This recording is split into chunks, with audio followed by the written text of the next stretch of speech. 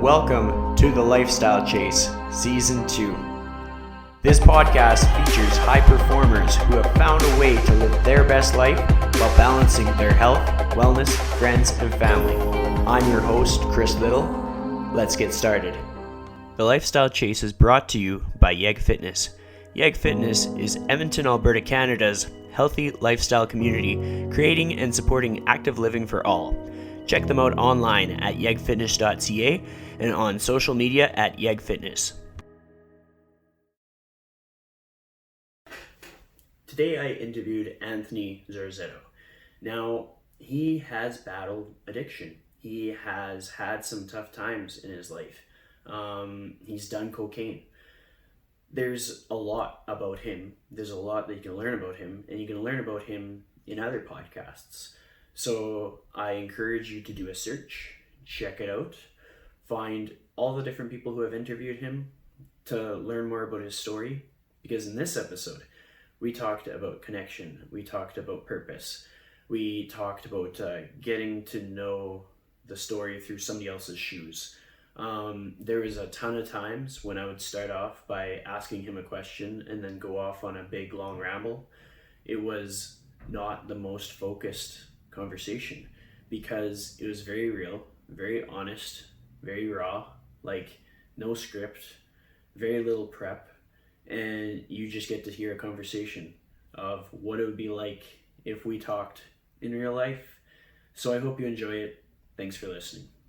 All right, so welcome to episode 125 of The Lifestyle Chase. I'm joined by the one and only Anthony Zorzetto. Did I get your name right? You did. You nailed it. Yes! Thank you. So what was your day like today? Because I see your routine on Instagram. It's pretty, it's an ambitious routine. So I want to hear about it. I get up pretty early, about 5. I don't even set an alarm anymore. My biological clock goes off. So between like 5:30, I wake up, and I always make sure I clean the place, clean our house. I live in a condo. It's 1,200 square feet. So before anyone thinks I'm cleaning some kind of mansion or something, I'm not. But I get all my son's toys put away, dishes put away, all that kind of stuff. So when my girlfriend wakes up, it's a clean slate, and it also it helps me get my endorphins going right away. Like I get a task done, and I've noticed that's really important to me. So I'll do that, and then I do some kind of fitness. Either go for a run or. Since we're in quarantine, I can't go to or social distancing and stuff. I can't go to the gym. So I just do as many push-ups as I can. Body squats. I got some weights. I just do some form of exercise. And the night before, I almost always do a list of what I want to do the next day. So I revisit that list and make sure that I have my day planned out to execute for the day in terms of my business, which is in company. So usually I start off by going to a supplier or something like that and making sure the guys have all their tools. I like that. You talk about your business and what you do now. So expand on that a little bit. What's the project that you're the most proud of in the year 2020? 2020 would be a hair salon we just did. It's called Soho. It's just kind of, it's by Harry Ainley High School, Southgate Mall, that area. And we made that place night and day. It was really cool. We had 3 weeks to do it. It was over Christmas and over New Year. So technically it's 2019 going to 2020, but you get my drift. Super tight deadline. It was just executed perfectly. It was awesome. And these guys that own it, Carol and Gray, their baby. Like they've had Soho for 13, 14 years, something like that. And they're finally did a renovation, and it meant the world to them. So to see their reaction when it was all done and work with them during the process and also learning that the decor they picked, it was kind of a 17th century, 18th century Paris.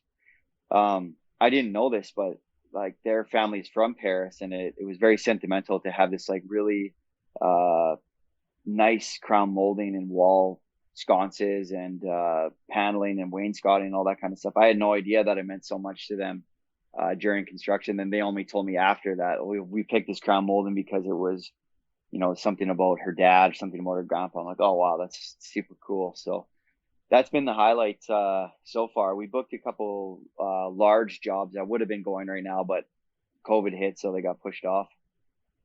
When it comes So, down to taking on jobs like that, like there would have been a time when maybe you couldn't see yourself doing a job like that. What was it like to think that thought and then think about how you're taking on the big projects now, like that perspective shift? What is that like for you? oh, it's been the world to me. I know we discussed earlier, and sure people listening have heard my story about being addicted to alcohol and drugs and being homeless, and I couldn't even picture being in a warm place a lot of times, and to be where I am now is just like incredible. And that mind shift is something that I've really harnessed and been able to use moving forward. So picturing these big jobs and actually getting these big jobs it's kind of like some days it's not a surprise to me, and that's not being cocky or anything like that. It's just I realize that if you can visualize properly, you can like wield these things and make sure it happens. And then other days I'm like, oh my god, I'm the luckiest guy in the world. I can't believe I'm here. Like just a good example, the other day it was raining like it seems to be every day here right now, and I was pulling a tarp over some work we just did, and I remember I grabbed the tarp and I'm looking at this tarp. I'm like, I used to sleep under this thing, and now I'm covering this work that we're doing right now to protect it from the elements, and it's just super cool to have that perspective change. It's great. Yeah, well, I mean, when people are looking to see what your story is like, the podcast I would send them to would be Second Floor. I really liked how that story was told, and it got me thinking about the number of times in life when the odds are against us, or perhaps we don't realize that maybe we don't even have it that bad, and we just need to pull up our socks. Like there's so much perspective going on in the world. Um, with that being said, something that I want to ask is like when you've been waking up and cleaning your house, in the last couple of weeks, has there been a day when you've just been like, "F this, I'm not cleaning my house today"? Oh yeah, it happens. Especially if I started running, and I've traditionally always worked out like a bodybuilder, like that kind of style, no fast twitch, very slow movement, and just trying to build muscle. And since I've been running at night, I've been running like more to get in shape for sure, but mostly the mental challenge of it. See if I could push myself a kilometer a day type of thing, like more and more and more. And so when I wake up, since I'm not used to it, I'm like super sore. And it's at those times I'm like, oh, I don't want to, like, what's the point? I have a 2-year-old. He's going to destroy the house anyways. So what's the point? And I did once not clean, and it ruined my whole day, to be honest. Like in the back of my mind, I knew that I left the house messy, like his toys everywhere, and one could say just clean up during the night, but I like leaving it to start with in the day. And yeah, I get those days all the time where I'm like, F this, I don't want to do it. But since I learned my lesson the day I didn't do it, I felt like shit all day.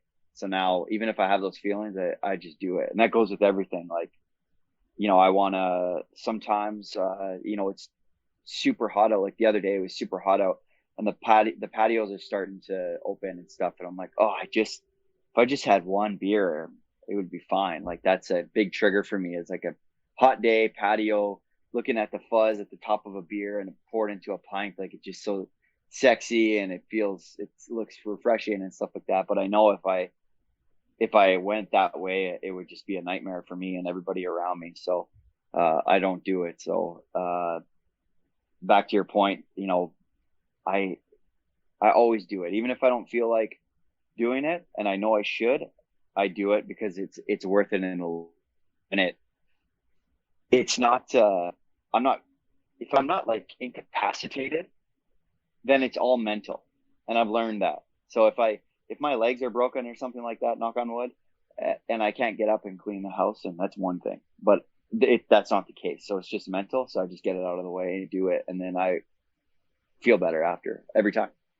Well, I think that's a good piece to talk about because I mean, I've talked to a lot of different people and we all have our own struggles. We all have things that it looks like we have no trouble doing, but it takes a lot of trouble to do them. Like, there's trainers out there that don't feel like doing their own home workouts. Like, for me, I have to break up my own workouts into parts of the day, like, do little, like, 10-minute segments. And, like, I'm in the fitness space and so you would think that it would be easy, but it's not easy. It's just like you have to find your ways and like so many different things that when we talk about it and we put it on the platform, it almost empowers it to come easier to other people because then they know that they're not in it all by themselves, that they know that they have other people that like we're all flawed. We all have things that we need to work on every single day.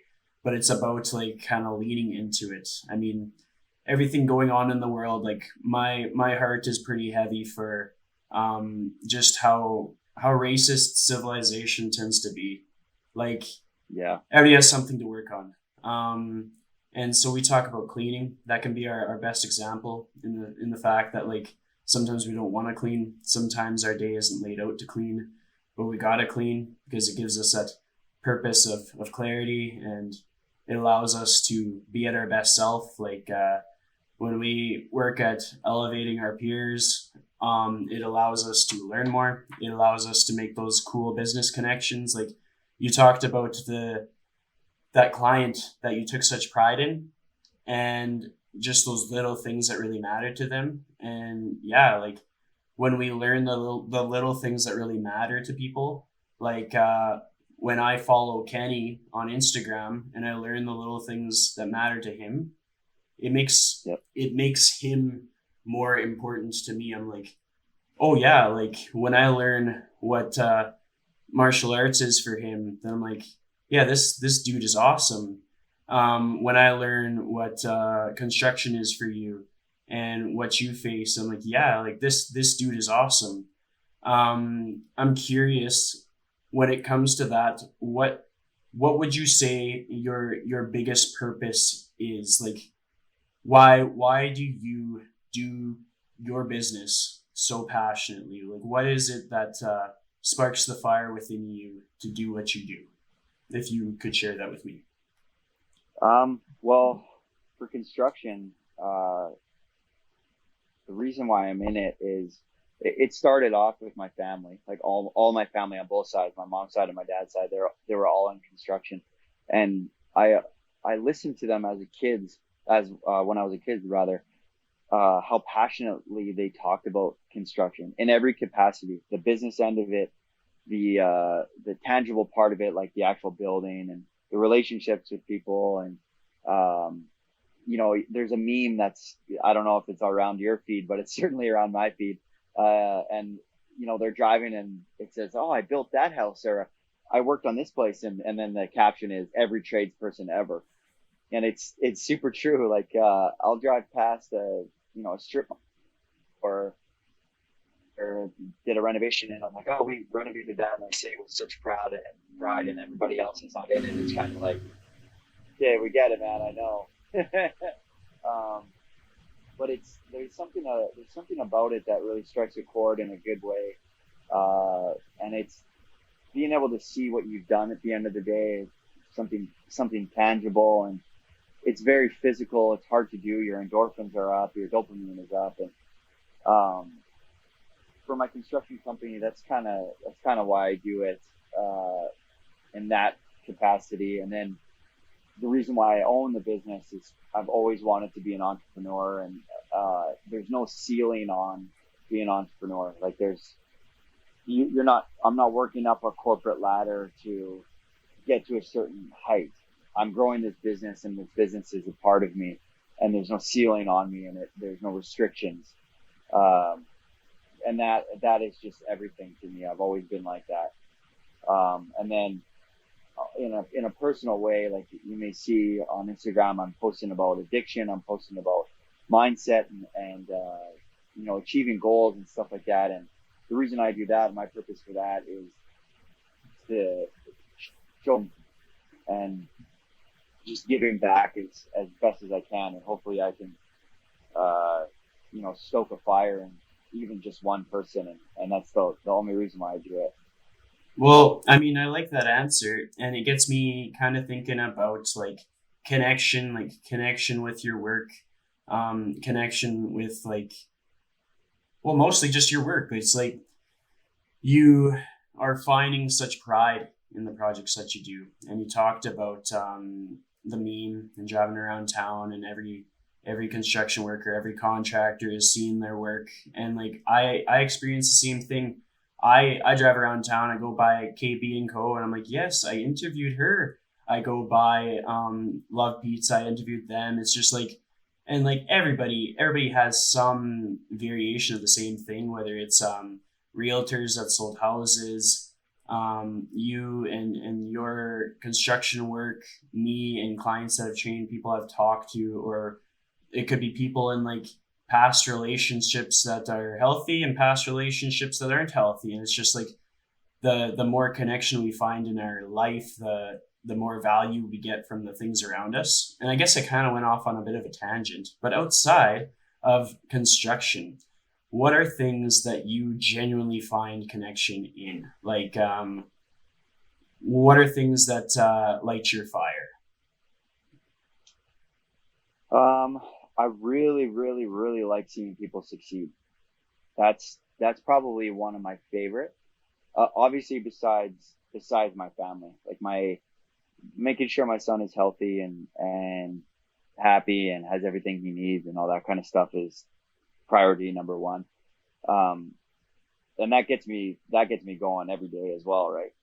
But seeing other people succeed, I really like kind of mental warfare on myself and watching um other people overcome those types of things. Like I see someone run an ultra marathon and I'm like, oh my, and watching people succeed in that capacity, watching entrepreneurs start their business and their business takes off and they're giving back. Like you mentioned, KB and Co.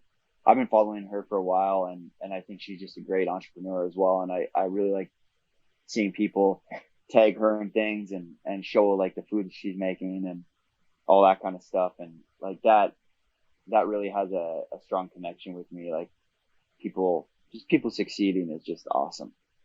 So, if I was to challenge you a bit, like, what is it about seeing people succeed that you feel brings you the most joy? I'm on the same page. I completely agree with you, but I want to hear your words as to what is it about seeing people win that makes you like, this is awesome? Because it's like, got nothing to do with you, but yet you're getting joy from seeing somebody else win.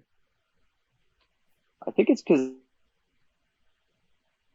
I've I've hit rock bottom before and I got out of it and I'm successful now. And I know that these people who are succeeding, they're not just handed anything. They're overcoming obstacles, and it makes me very proud, even though I don't know them. It makes me very proud to see that they can overcome these things. And then it's also a beacon of hope for other people. So it's just, to me, it's just one more step for everybody to see that it can be done. It honestly, it's kind of like a drug or something. It's like I hit a dopamine that I'm craving in the best way. Um, I think that's it. You know, like I said, just people overcoming obstacles and doing it with a smile on their face. That's not real all the time. Always going to have a smile on their face when overcoming things, but the fact that they are overcoming them and they're taking a risk and they're not listening to go get that safe job, and they're not, listening to their friends and families and coworkers saying, you can't do this and all that kind of stuff. And they're just doing it anyways. And it just like, it excites me. It excites me, and that's kind of the best way I can describe it. But the feeling inside of me is like that moment right before you go down like a roller coaster or something like that. When I see somebody put on Instagram or on Facebook, like, "Hey, I'm thinking about starting a company. It's going to be called, let's go back to KB and Co." And then you see her now; she's opening, like, I think her fourth store, or maybe more. I'm not Yeah, sure. she just keeps going. Like I think there's probably some stuff we don't even know about that she's opening up, but she is kicking ass. Yeah, exactly. And you're like, that's so awesome. That, you know what I mean? Like, uh, yeah, it's incredible. And seeing people who kick an addiction. I know a couple of guys that were in the same boat as me, and they're successful now, and they're healthy, and they got a family, and they'll never go back to it. And it's just like, oh, I'm just so happy for them, and it's it's contagious. Like, I could just go talk about it forever.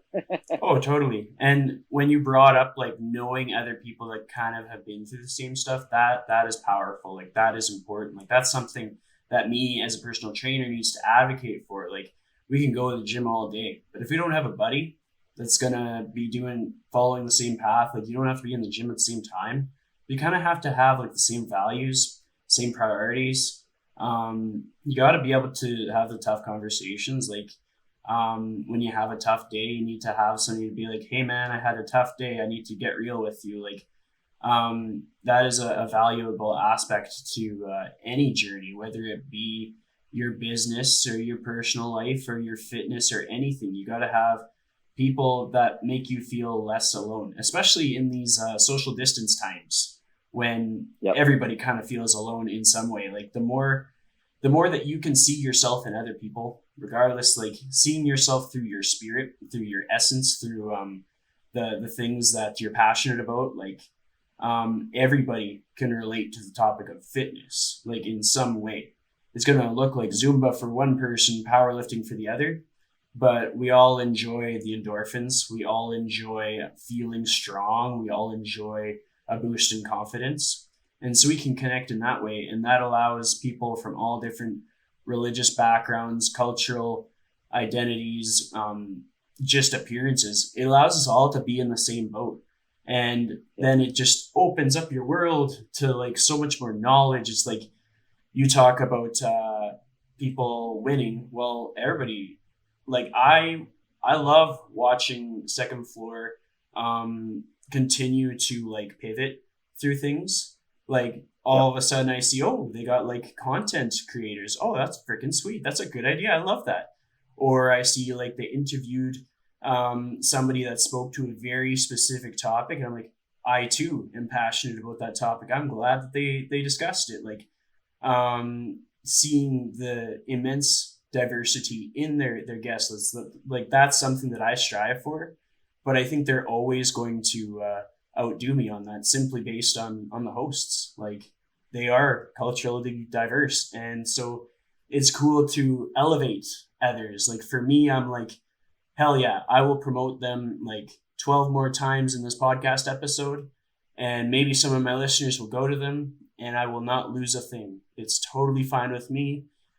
We all rise together. It helps to elevate my listeners, their listeners, your people, my people. It's freaking awesome. Yep. Um, Having gone on that tangent, I'm going to challenge you again. You're in the construction industry. You must have competitors.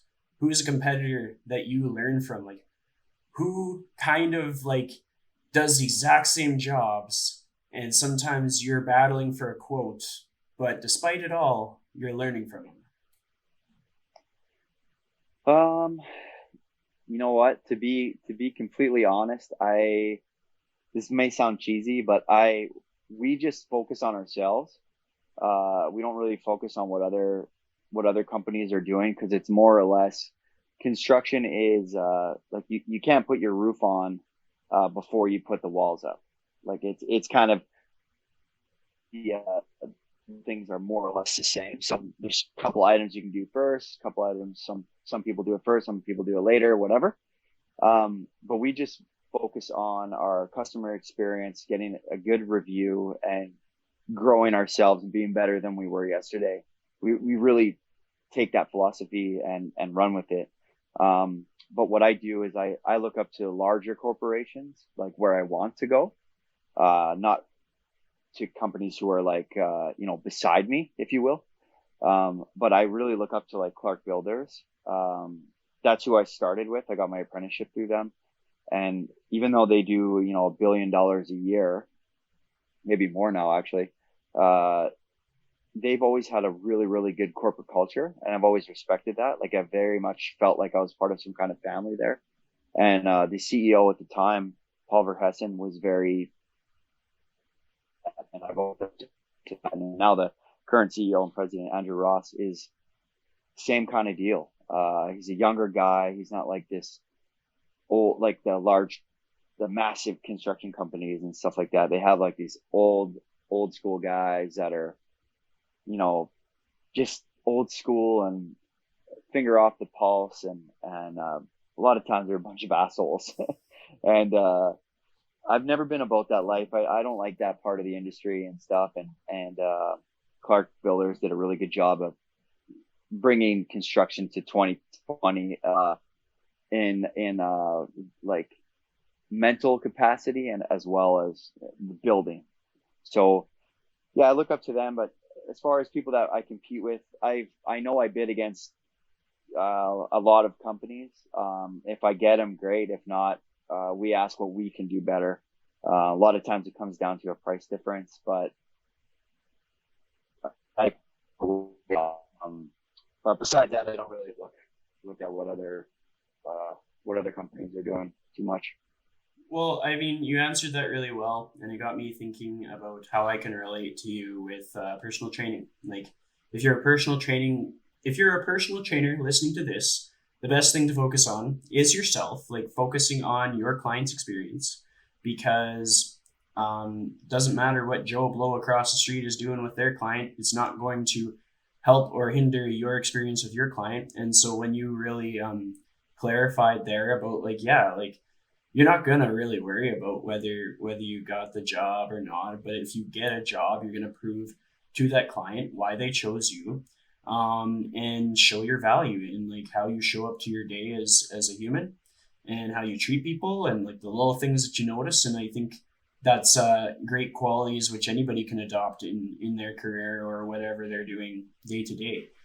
Having said that, you talked about the value system and stuff like that. So like let's dive into values. What are your core values? Like if you could list off four of them, and this is you as a person, but also you as things that you want to always hold true in anything that you do, be it your business, your speaking, anything like that.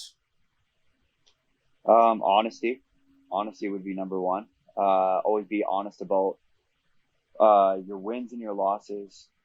I always have a thing where I don't want to look like what I'm achieving is impossible to someone. The whole reason why I'm doing it is to show that it is possible.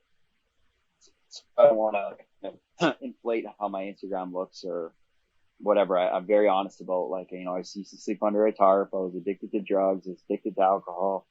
I, I didn't eat good and all that kind of stuff. I'm very honest about all that stuff. So just being transparent, and then giving without the expectation of receiving, that'd be good value for me.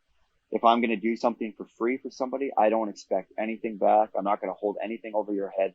That's not the way to live. If you are doing someone a favor, you're doing them a favor in the true sense of the meaning. Like, it's like, this is free, take it, whatever. I don't expect anything back. And you don't want to make them feel that big because you've helped them out. It's not how it works. The other one would be, if you're, more for the business side of it, if you're something, I want to, knock it out of the park. So not just do what I was hired to do, but I want to do a little bit extra, like put the cherry on top.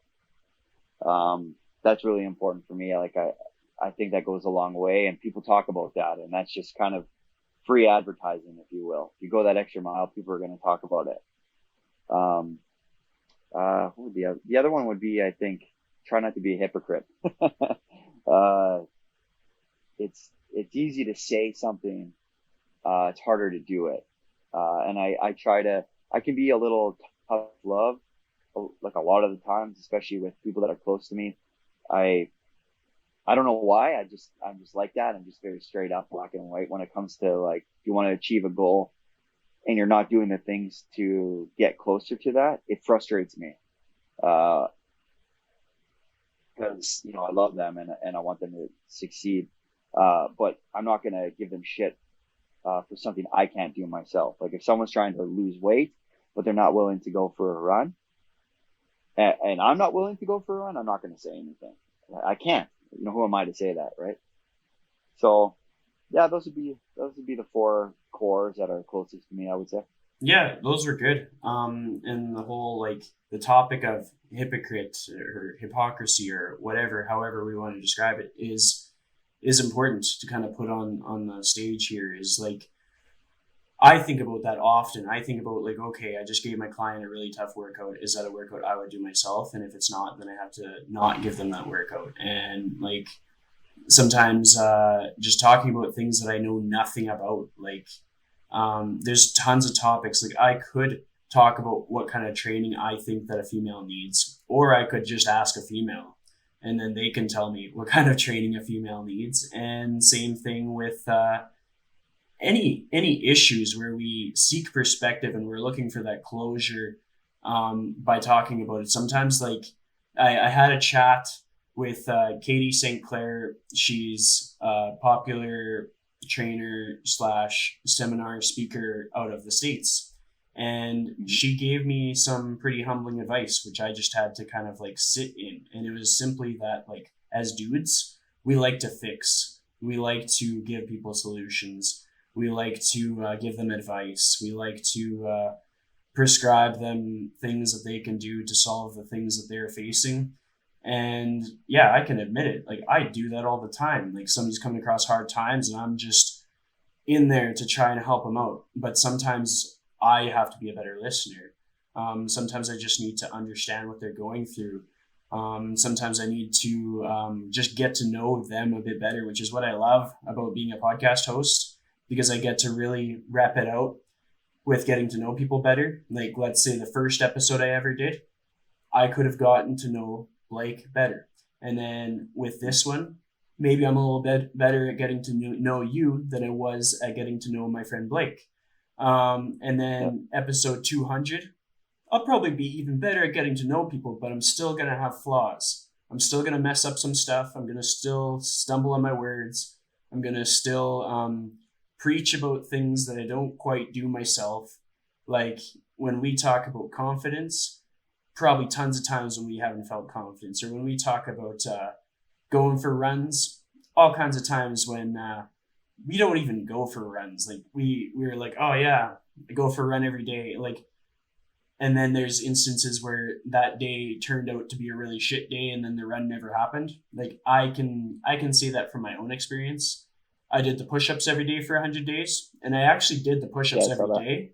But it was like there was tons of days when I did the push-ups at like 11:55 just to get it in. Like I didn't wake up feeling 100% like I'm gonna just do these push-ups, but I still did them, but like barely. The only thing that was making me do them was honestly social media.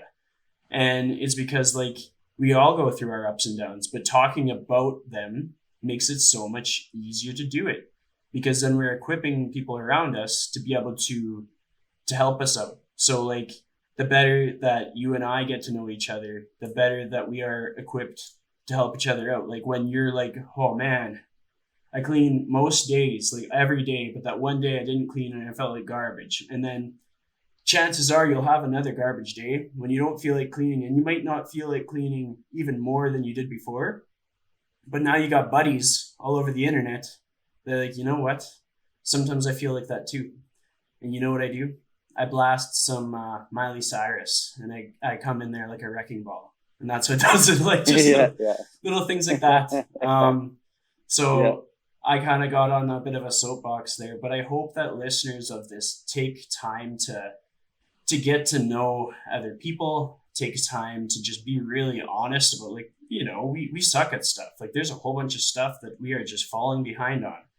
And it's okay to just be honest and be like, yeah, I wish I was just crushing it. I wish I made like $500,000 a year, but like sometimes I don't. And sometimes, like, something that I admire about you is the times that you've been able to be very honest about, like, yeah, like you were facing foreclosure. There was having to sleep outside. There was times when you kind of like fell into your weaknesses, just like we all do. Just like people go to the gym for 2 months and then they don't go to the gym for a few months. People struggle with alcohol and drugs, then they don't, and then they struggle again, then they don't. Like, it's anybody that smokes, anybody that I've talked to that smokes, it's such a battle, and like they need all the help that they can get, because it's like it's not a motivational thing. It's like so much deeper than that. Like, I had a chat with my brother, and just to understand what it's like to try and quit smoking, because I've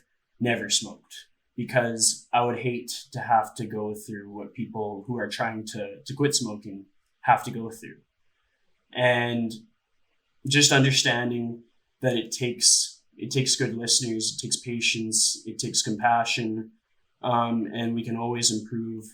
Our shit our shit does stink. We can't walk around thinking that our shit doesn't stink. Um, Yeah, yeah, just being a good human. But with all of that for being sure. said, you're passionate about public speaking. Where has you felt have you felt the most purpose in your public speaking events so far? Like, what's a little moment that like stands out to you that kind of like pings your memory? Uh, Talking to some grade 9 students at my old high school, actually, the high school I got expelled from. That was really good. I'm trying to remember back when I was in grade 9 and we had speakers come in and talk, and some of them being professional athletes, and those were the ones that you kind of listen to as the professional athletes, because they're bigger than you and they're stronger and they look kind of flashy and all, all that kind of stuff. And then everybody else was just kind of, it was just whatever. We were just in a gym assembly and we just wanted to hang out with our crush of the week or whatever, right? It was get out of the class. But when I spoke to these grade 9s, I was very real. I asked permission from the teacher first thing if I could swear, like if I could be myself, and she's like, "Yeah, it's gonna get your message across, and let's do it, right?" And I'll never forget standing there and telling them my story, and I had everyone. I looked around, and all eyes were on me, and not that that mattered, but what I mean is they were listening and they were taking it in, and I had their full focus. And at that moment, I kind of took a picture and kept it saved in my brain. That I think I really resonated with these students, and continued my story and told them where I am now. And they hung around, just bounce and leave to recess when the bell rang.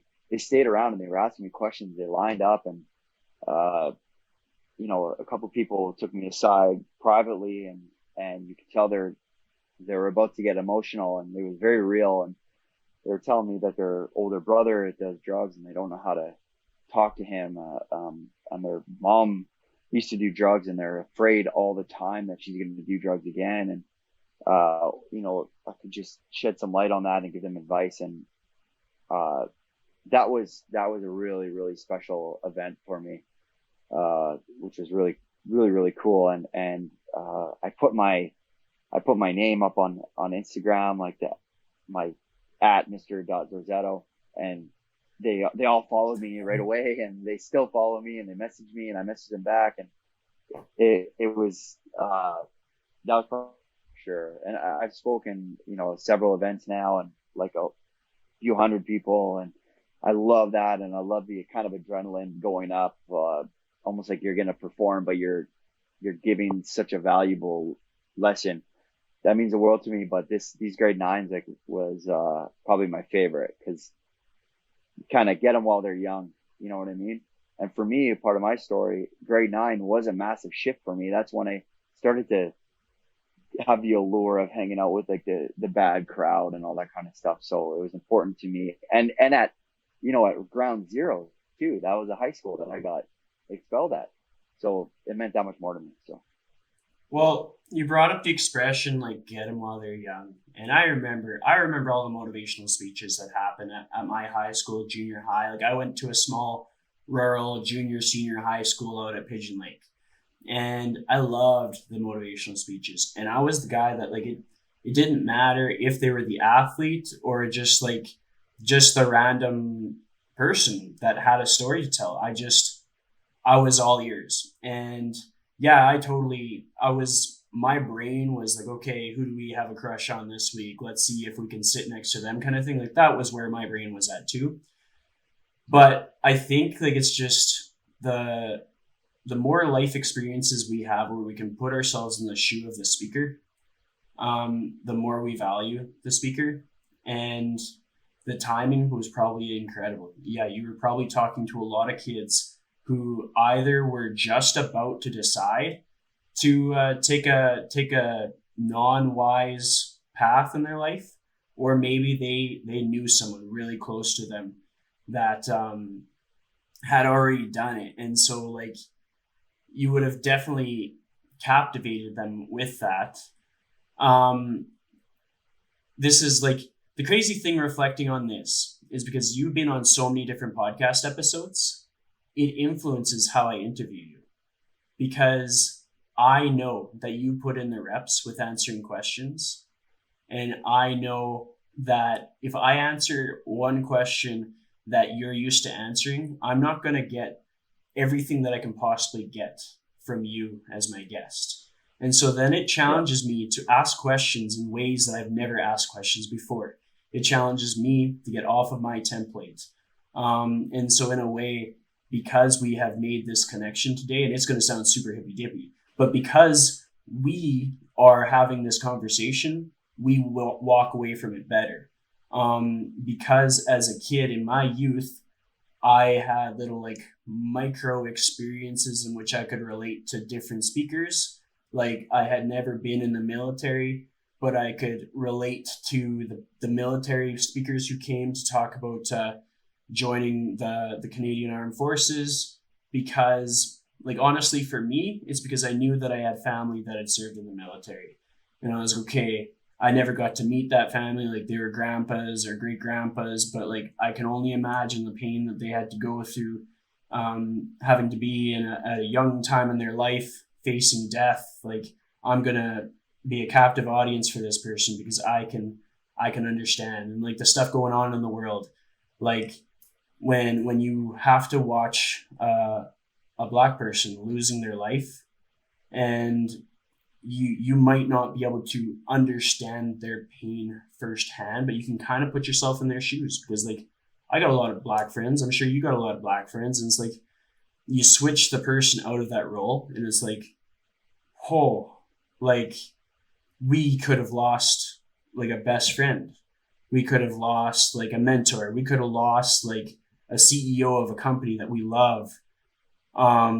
And it can continue to happen. And it's like, it's a real problem. So that's, I guess, why it becomes a pivotal point here, because when I teach people to connect more with more people and to see themselves in more people, and that can be completely non-race, that can be completely just business, that can be money, but like you talk about what you admire in the big companies above you and you articulate it through their company culture, and it helps you to see yourself in their position of success. And I like that. And then in terms of like speaking events, it's just like, yeah, they were captivated. They were invested in you because they saw something in them, in you.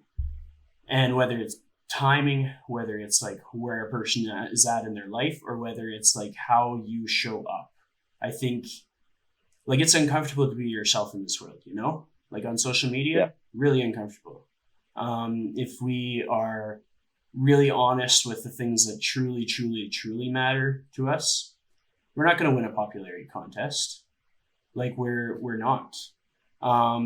There's going to be people who think it's uncomfortable when they see that we had a bad day. Like you probably, what gets more likes on your Instagram when something goes really well for you and you're like, chase your dreams, or when you had a really bad day and it's kind of just a sad post? Like for you, what does it Yeah. break down to? Uh, the success for sure. The good days. Because my theory would be because it everyone likes hope and they want to cling on to hope. Um, so I think that's probably why those get more likes, and it's kind of like uh, something that's they want to attain. So they like it. Or if I kind of say like, oh, I had a bad day today and all that kind of stuff, I think a lot of people would be like, especially a lot of people on my friends list, and would just be like, stop being a little bitch. You know what I Well, mean? And on or whatever, right? They don't. It doesn't get. It doesn't get as much traction and kind of respect. But we should be talking about the real days when people have bad days and stuff like that. And unfortunately, it's just not talked about as much as the success is talked about. well, I mean, we can even loop it around. We both talked about how we love seeing people win, how we get like a boost off of seeing people win. And that explains it right Yep. there. We admitted it. We admitted it on the podcast. It's recorded. It's on the internet forever. That we literally like seeing people win. Like new Yep. KB and Co. We're gonna like it. If say Christina Botello had a really bad day and needed a friend to talk to, like people are going to be there. They're going to be a captive audience. But Yep. just anybody, I'll use anybody as an example. If one of our buddies won $1 million, we get excited and then we want to be involved in that, not because we want their money, but because vicariously we're living through the experience of what that would do to change their life. Um, Yeah. how much win that would amount to. But then if somebody was like, I just need to be real here and honest about something that I'm going through, then all of a sudden we kind of subliminally cringe. We're like, that's uncomfortable. And you just kind of scroll past. And Yeah. so in some way, shape, or form, we either have to learn to lean into the uncomfort. Like I did the cringing. I have to cringe for a bit longer and then like withstand that. It's kind of like when you do your run. You get in like 2 kilometers into a run for me. I hate it. Like I don't want to run any more than 2 kilometers, but the objective is to run like 5 or 6. And so I have to get past the point where I hate it and keep going. And then with these uncomfortable moments when we're seeing something and we're cringing on social media or just in life, we kind of have to like embrace it and be like, look, this freaking sucks. But sometimes life sucks. Sometimes life knocks you on your butt. And you have to find the way to sustain that uncomfortable feeling. For me, it's like going off my template, all the questions that I usually ask. I haven't asked you what's like you did in high school 10 years ago. Like there's so many questions that I ask other people because I'm talking about the things that I almost need to talk about in order to move the wheel. And then I sustain that. I'm like, okay, I started off some of my tangents and totally changed the topic, but I'm like, I need to move the wheel. I need to impact change. I need to facilitate people to be able to do things like be there as a listener when people do the cringe posts, or be there as someone that shows compassion when it's somebody totally unrelated to me, as like the speaker at an event or the speaker in a video, and understand how can I possibly put myself in their shoes and understand where they're coming from. Like how can I be better at that? And it's like it's a work in progress in all different aspects of life. And then finally, before I finish off this tangent, when we talk about how we kind of scroll past, or like you talk about your buddies and like, come on, man, like tough up, like quit being such a big baby. Sometimes that's just going to be like, there's no fixing it. People are just going to scroll past. And then, so we have to talk about like, how do we seek out that one-on-one connection? Like, I think it's cool because as your Instagram account has grown, like I think you and I were connected when you probably had 1,000 followers, and now you have much more than 1,000 followers. But we've always had that connection because of that mutual want to see people win. And in our own walks of life, seeing each other win has kept us connected. That's my biased opinion. That's what makes me follow you, because you're facing your demons you're battling, you're doing your best job of the job that you're passionate about. I'm doing the best job of the job that I'm passionate about. We both fall down, we both get back up. But right now we're having that one-on-one connection. And so people need to be like, some people don't have the tools in their toolkit to like seek this out. Like some That's right. people really truly are on their own. They don't have like a one-on-one conversation where they can just like go off script, talk with a buddy, and just like say, hey man, like I'm really passionate about purpose, or I'm really passionate about seeing people win, or like when this happens I get really sad. Like the more we can just truly honestly talk, because some people, their most of their communication happens through the highlight reel. Like the context is still the highlight reel. Like I'll check on a trainer and I'll be like, hey, how are you doing? Like, how are you doing? Because trainers, they are so used to connecting with people all the time, and like in-person Yep. connection. And your average trainer might, like, it can range between 3 different people a day. Some people are seeing like 50 different people a day if they're doing group classes and stuff. That's a lot of people. Yep. And then you just totally Yep. cut that off, and they're gonna inevitably, no matter how strong they are, no matter how good their Instagram photography looks, they're gonna be going through a mental health roller coaster. But then when you check on them and they aren't honest about that, when they're not like, hey, I had like an awful day, then that doesn't open up the platform to be real with each other. So they have to do that cringe thing so that you can do the cringe thing with them, listen to them, talk about how maybe they're uncomfortable. Like some trainers might be suffering from addiction. Some trainers might be suffering from weight gain because like they're falling into their old patterns. They have stuff that wasn't there. They're not cleaning their house. And so I guess to wrap up the tangent is basically, I hope that you are able to continue inspiring people to see themselves in you and connect and stuff like that. Um, I'm going to ask a final question for you. And it Sure. is, if you could give one piece of advice on how to live your life to the fullest, what would that piece of advice be? It's cliche, but be better than you were yesterday. That that's something I've only recently uh, appointed to myself because I used to always compare all the time, and I think it's important to compare certain things. Like if you're struggling, if I'm struggling, I'll compare myself to someone who's struggling even more and be like, you know what, I don't have it that bad. I'm blessed. In that regard, I'll compare, but the only I have to live with me, and I'm myself. So if I want to get better, I have to be better than I was yesterday, and then that's the only way you're going to move forward. If I compare myself to like Dwayne Johnson, let's say, it's going to feel so unattainable that I may just like, ah, fuck it, I'm never going to clean again, or I'm never going to work out again. I'm not going to get as jacked and popular and famous and rich as that guy. You know what I mean? But if I focus on myself, I'm going to put out the best content. I'm going to put out the best craftsmanship in my job and with my business, and I'm going to have the best relationships. And that's the only way that you're going to get better at anything. I love that. That's awesome. One last final question, just because I like asking questions, and I kind of took over the podcast for a little bit there. All good, man. I In the like it. I in like the it a lot. last 7 days, what is something that brought you the most joy, like honest to goodness, like genuinely made you the most happiest?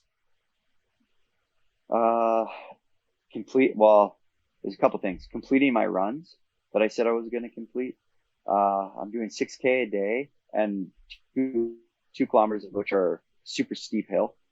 And just completing that, and posting the DMs after saying like, hey, I was gonna just chill tonight, but I decided to go for a run because you went for a run or whatever. Like that means a lot to me, and that makes me really, really happy.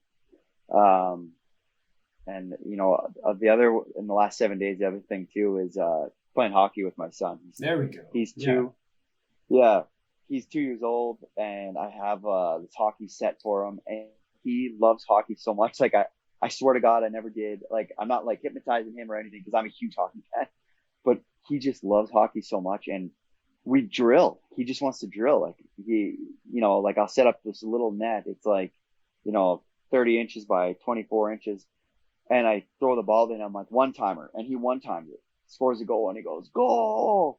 And I'll say hold the Stanley Cup, and he holds the pretends to hold the Stanley Cup, and like that's just the best thing in the world. And it's cool to see a sport, and have like those motor skills and like get a goal and celebrate that goal, and it's super cool. That's definitely brought me the most joy for sure. Well, I'm glad that you showcased that. I think sometimes, and I'm guilty of it all the time, we forget that people aren't motivated by what we say. They're motivated that we are saying it. So like, doesn't matter, like to me, it doesn't matter that you went for a run. It matters that you are going for the run. Like, if that makes sense. Like anybody Yeah, can go I for a understand. 6K, but then it's the fact that you, the guy that I know a little bit about, the guy that like, so when I was listening to your episode on Second Floor Podcast, when I listened to that, I had like a rough week. I was like, man, I am just burnt out. I just need some mountains. I need some clarity. I need to sit by myself. I need to stay at one of those nice lodges in Canmore and feel bougie for a bit. And the whole drive there, I was listening to the podcast, and it was like when I got to know more about who you were at the core, and like when I got to hear you talking about some of your weaknesses in full knowledge that like your family was going to hear some of that stuff for the first time, hearing about the trip that you were all supposed to go to and you made that not work out last minute, like little things like that made me way more invested in you than any amount of kilometers that you run, any business deal that you sign, any big amount of like whether your title be CEO or janitor. It's like who you are that made me invest in you. And so hopefully any personal trainers that take advice from this, it's like it's not what you do, it's like who you are. It's not what your title is, it's not the amount of money that you make. Like a lot of personal trainers, because of what it is, like people are paying a premium per hour for our time. We're going to be working with a lot of like very successful individuals, people that are at the top of their game, people that make quite a bit of money. And time again, I've been told it's like money makes no difference. So it's like that purpose. And that's what I really liked, that you have so much purpose in what you do and you get joy from seeing other people win. But I guess I just wanted to make sure that you knew that like sometimes if you don't want to go for a run, I'll still be a fan. I'll still be your homeboy because there's so many other things to you Appreciate that like make you who you are. And so hopefully people that are going through tough stuff, people that needed to hear that, they have that in their toolbox now to understand like it's if you, because I learned so much about Ramadan through Instagram this year, so much more than I have ever known before, simply from watching like the kids talk about it and seeing like the posts and the story. And I was like, I love this. Like I didn't understand nearly this much about it before, and I love the feeling of understanding what the whole process means. It's just like sharing what it meant to play hockey with your boy. Like when I understand what it meant, then the fact that you did it, like I can relate to that joy because you're able to articulate that back to me. But having said that, we'll wrap it up for the day. I'd like to thank you so much for joining me and encourage people to check out your story of addiction in numerous different podcasts. But yeah, like you're a cool dude. So thanks for joining me today. No problem. Thank you so much. You're great. I gotta say, man, you're an awesome interviewer. So your challenge for today, I really want to see you put yourself in somebody else's shoes. With everything going on in the world, I want to see you put yourself in somebody else's shoes. Somebody that has nothing to do with you, somebody that looks nothing like you. I want to see you put yourself in somebody else's shoes. Do it.